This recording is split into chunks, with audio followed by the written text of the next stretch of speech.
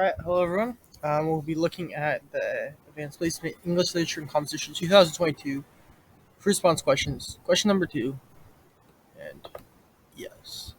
So, question number 2, suggested time is 40 minutes to write this. This question counts as 1/3 of the total essay section score. The following excerpt is from Linda Hogan's novel People of the Whale, published in 2008. In this passage, the narrator describes two events that occur in a community: an infant's birth, shortly followed by an octopus walking out of the sea. Read the passage carefully, then in a well-written essay, analyze how the author uses literary elements and techniques to develop a complex characterization of the community. So in your response, you should do the following.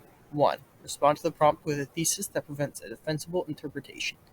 2. You should select and use evidence to support your line of reasoning. And 3. You should explain how the evidence supports your line of reasoning. And 4th, use appropriate grammar and punctuation in communicating your argument.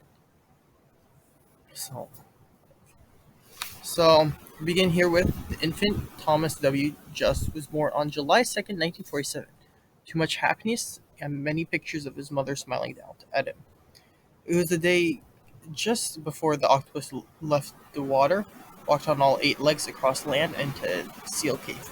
Sometimes young people made love in that cave. Sometimes boys escaped school and smoked cigars there. But on this day, the day after Thomas was born, the octopus walked out of the sea and they watched him.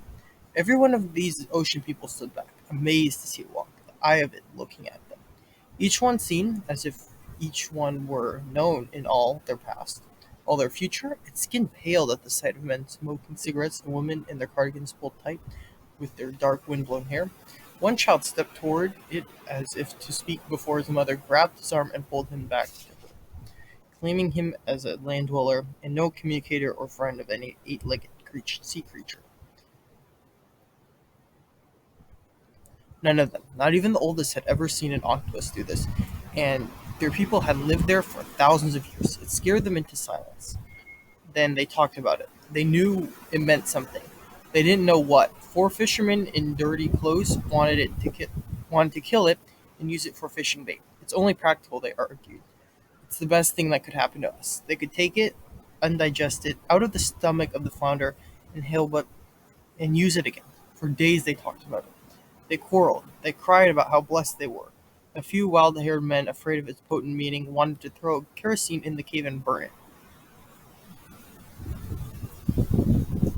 But one of the powerful women stepped up. She believed it had a purpose for going into the cave, and that the humans, a small group of lives besides a big ocean, should leave it alone.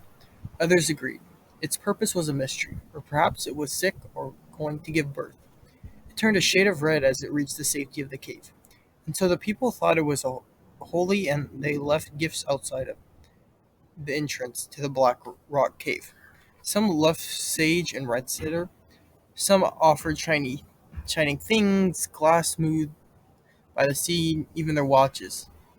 As for the infant Thomas, his mother, whose own infancy was fed on whale and seal fat, was one of those who thought it was a holy creature, and its presence at the time of his birth granted to Thomas a special life.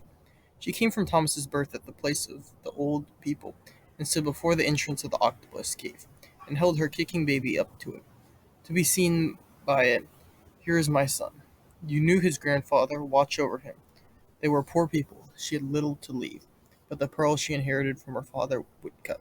She rolled it into the cave. She was convinced the octopus would be the spirit keeper of her son, because she thought, like the old people used to think, that such helpers existed and they were benevolent spirits.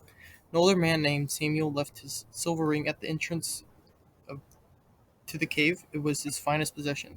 Not to have given something they cared about would have been no gift at all. So, following his example, others left sparkling glasses, pieces of gold, beads, all the shining things the octopus people love in the homes beneath water. For the first time it dwelt there. They brought offerings, even the first flowers of morning. The treasures built up like small middens. And what they mean by middens is, one, piles of odds and ends gathered by rodents. Even the children didn't take the treasures, although they did go look at them and marvel at what they found, until their mothers grabbed them away. The younger children tasted them.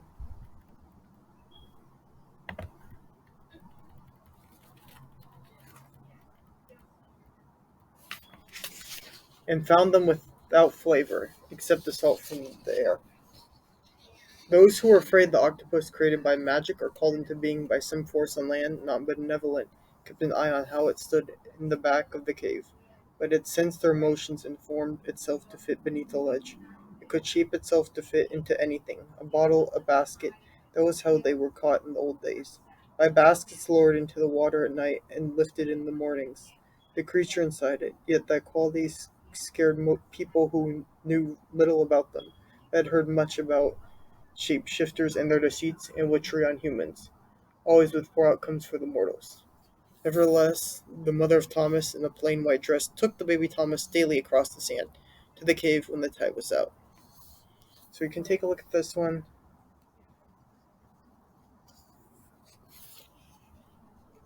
So we're going to begin a response to this question at the top of a new page.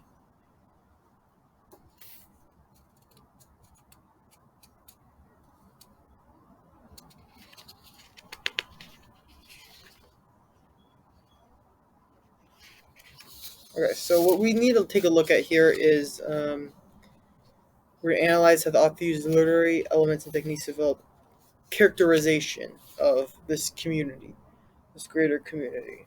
So, I mean, as we're looking here at the second piece of this excerpt, we can find some very interesting ideas. I mean, Thomas, plain white dress, sand cave, these kinds of images. Octopus being crafted, magic called being in the force, and sensing these emotions. You could talk about that one. That's also something good.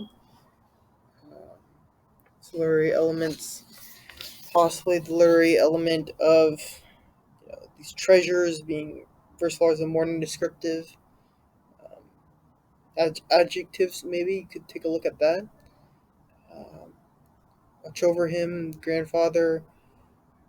Just the whole community trying to keep this Thomas character safe is basically what you're going to be taking a look at. What you should be taking a look at here, and so characterization about all of the ways they're taking care of Thomas. You know, you'd probably want to include something about how Thomas was safe, where Thomas stayed with the octopus, possibly other ones about the treasures, the ones about, the grandfather, what was left from the community, powerful women, they stepped up. Also, is good. So all these descriptive personification type thing, I guess, of Thomas being this superhuman, this myth, this definition of the community, the characterization of how it goes around Thomas. Well, Thomas might be a person, uh, receiving greater qualities to kind of the opposite of a personification, giving Thomas these qualities of something more than a human. Um, and then, the octopus, just the special descriptive qualities you might find around the octopus would also be something very helpful to it. Let's see what else. And them not even the oldest. And just this crazy unexpectedness of the octopus going around the land is something that could be noted here and would be of great importance to actually note.